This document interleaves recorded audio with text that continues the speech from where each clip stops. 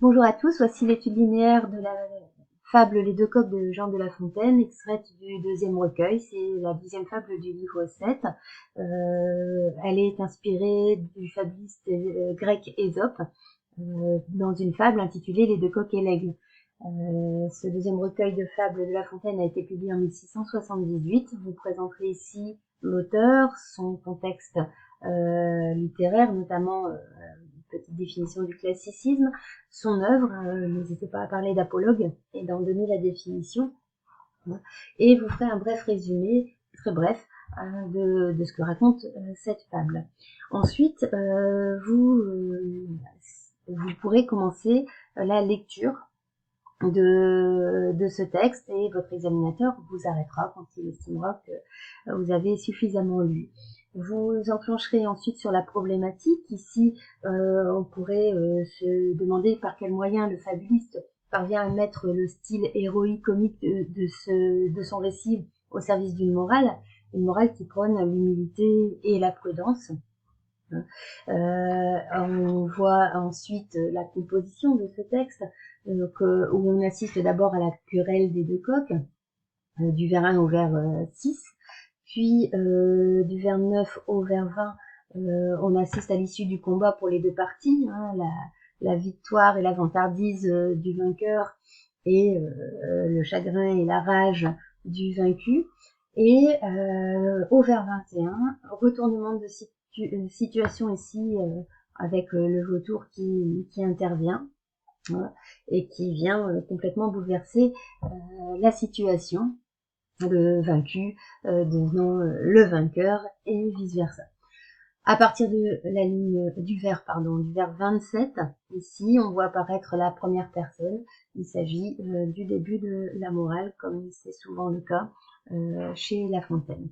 Donc on a ici annoncé la composition du texte qui va donner du sens à l'étude linéaire qui va suivre.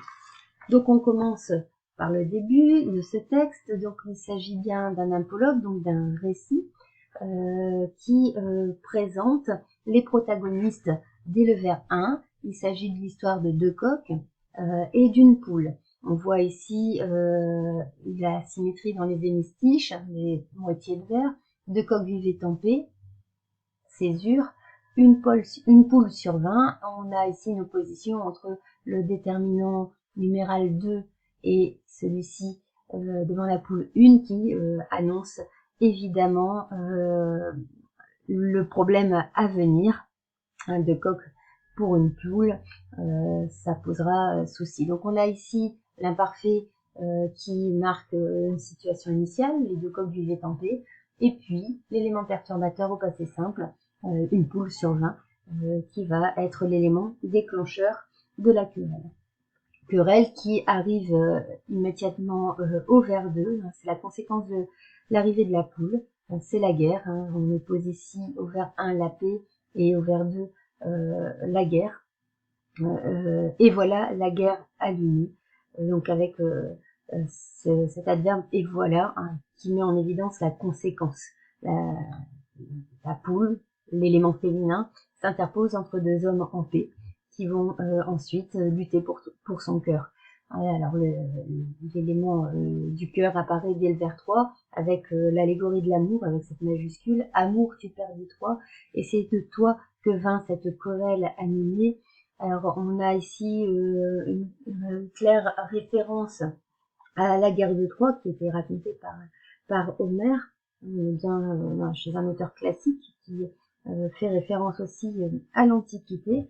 Donc le dieu amour est personnifié, il est puissant, on a un ton assez solennel, il est tutoyé également, et on a ici le registre épique qui apparaît, qui vise à susciter l'admiration face à cette situation exceptionnelle qui entraîne l'homme dans un combat absolument héroïque. L'allusion à la guerre de Troie se poursuit au vers 5, cette querelle envenimée où du sang des dieux même on vit le Xanthetain. Donc on est ici dans une formulation assez grandiloquente où on évoque le Xanthe, donc le fleuve de Troie, qui est ici teinté du sang des dieux, avec une dureté, une violence qui est exprimée également dans les sonorités, donc notamment dans cette partie du vers où on vit le xanthetin, où on a les sonorités, l'allitération notamment en T, qui marque la dureté, la violence de ce combat. Donc il s'agit bien d'un récit épique, un récit de combat, et les vers 6, 7 et 8 vont ensuite résumer en quelques mots le combat qui oppose les deux coqs, sans donner plus de précision sur le combat. Un longtemps, hormis sa durée, un longtemps entre nous coqs, le combat se maintint, le bruit s'en répandit par tout le voisinage, la gente qui porte crête au spectacle accourut. Donc on recherche la connivence du lecteur avec le déterminant possessif de la première personne, nous qui nous intègre dans le récit. Donc l'adverbe longtemps qui précise la durée de l'action, qui montre peut-être aussi le désintérêt de La Fontaine pour ce duel, peut-être à l'origine un peu ridicule. Et au vers 7, au contraire, l'intérêt général pour cette querelle animale avec le déterminant de la totalité, hein, tout le voisinage, hein, le bruit s'en répandit par tout le voisinage, où on voit ici l'attitude humaine hein, qui accourt au spectacle. La guerre est ici comparée à un spectacle. Hein, donc on oscille en fait entre l'évocation de personnages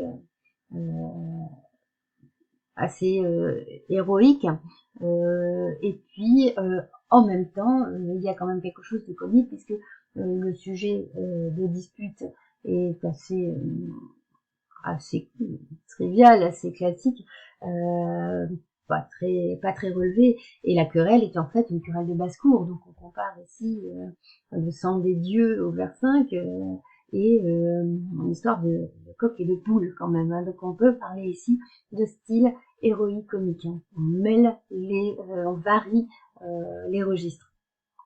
Donc on voit bien ici au vers 8, hein, la gente qui porte crête, qui est une périphrase qui rappelle les périphrases homériques et qui en fait désigne l'attitude aussi humaine face à ce type d'événement. On retrouve encore une allusion à la guerre de Troie au vers 9, hein, plus d'une Hélène au beau plumage. Alors cette Hélène qui est la plus belle femme du monde d'après Homère est ici une poule, hein, donc il s'agit ici quand même d'une forme parodique, hein, d'un effet burlesque qui mêle en fait le sujet noble et style vulgaire, hein, style du peuple, pour faire ressortir l'absurdité de ce combat face aux duels antiques. Alors les vers 9 et 10 présentent l'issue du combat. On repère un enjambement qui oppose le succès du vainqueur à l'échec de son rival réduit à un hémistiche, le vaincu disparu. Plus d'une Hélène au beau plumage fut le prix du vainqueur, donc là on a bien un enjambement, et puis ici l'effet de chute sur un seul hémistiche, une moitié de vers, le vaincu disparu. Donc l'opposition est renforcée par un chiasme au vers 10, hein, et puis une assonance en U qui rappelle aussi le rapprochement entre vainqueur et vaincu. Hein, donc vainqueur vaincu, fut disparu. Donc ici La Fontaine utilise la sonorité pour rapprocher les deux protagonistes qui ont en fait un rôle interchangeable. On est ici dans un combat qui peut arriver à tout le monde, qui prend un caractère universel. Et tout le monde aurait pu être soit le vainqueur, soit le vaincu.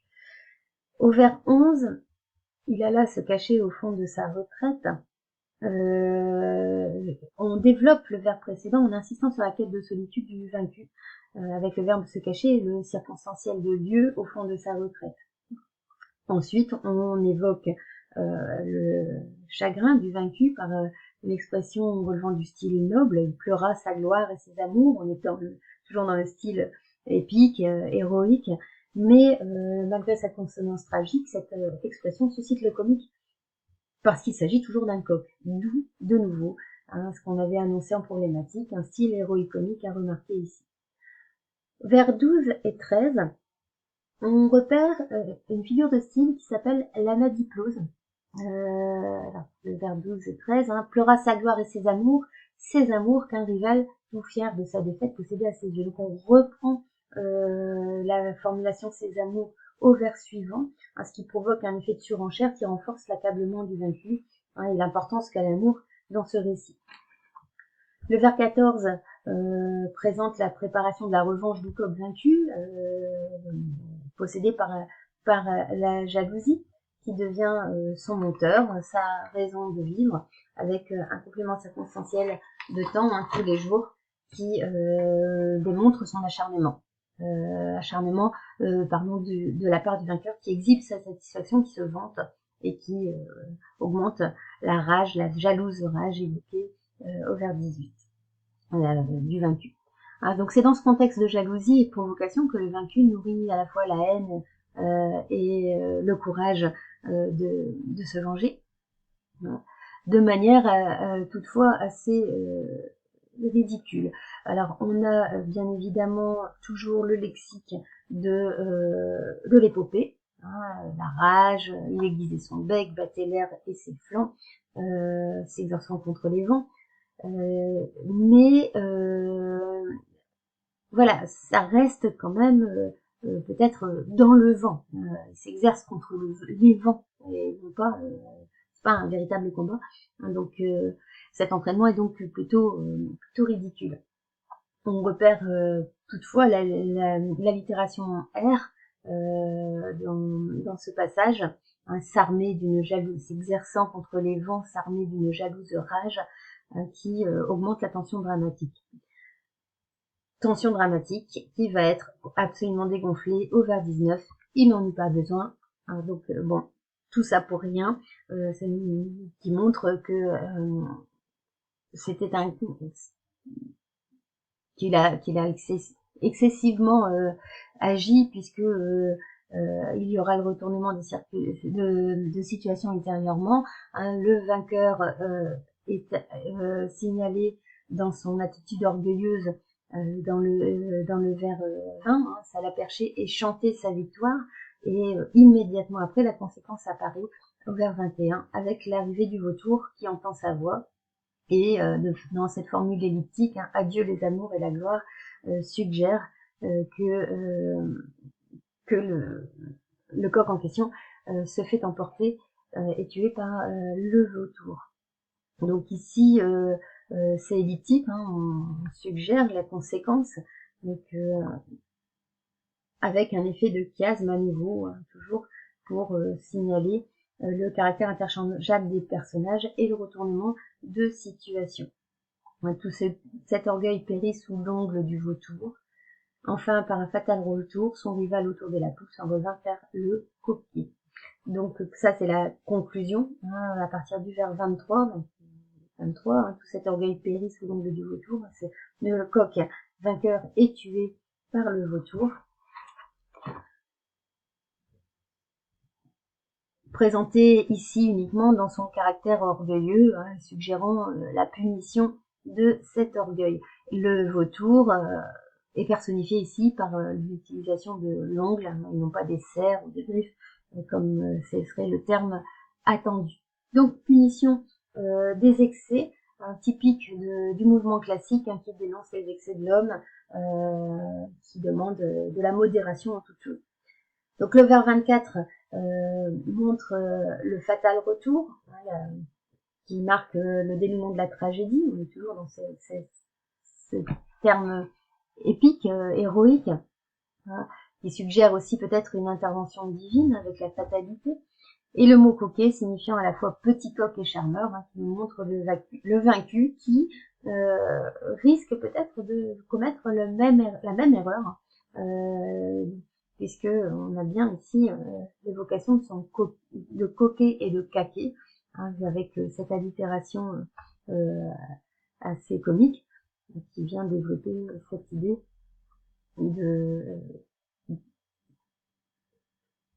cette idée que le coq risque de refaire la même chose. La Fontaine intervient dans les vers 27-28 pour dénoncer cette attitude, avec toujours cette allitération en queue qui imite le bruit du coq.